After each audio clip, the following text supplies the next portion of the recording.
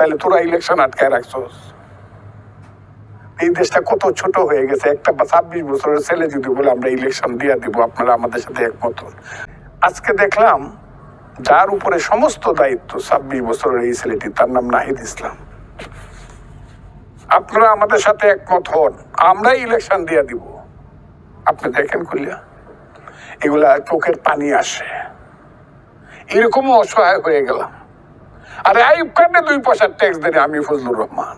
এহিয়া খানকে ট্যাক্স দেনি, তার বিরুদ্ধে যুদ্ধ করছি আমি। অনেক ছেলে বসে আপনারা আমাদের সাথে একমত হন, বিভিন্ন ব্যাপারে আমরা ইলেকশন দিয়ে দিব, তাহলে তোরা ইলেকশন আটকায় রাখছস। এই দেশটা কত ছোট হয়ে গেছে। একটা 26 বছরের ছেলে যদি বলে আমরা ইলেকশন দিয়ে দিব, আপনারা আমাদের সাথে একমত হন। আমরা কই গেল সেই লোক? কোথায় গেল শেরে বাংলা একে ফজলুল হক, মৌলানা আব্দুল হামিদ খান ভাসানী, হুসেন শহীদ সোহরাওয়ার্দী, বঙ্গবন্ধু শেখ মুজিবুর রহমান?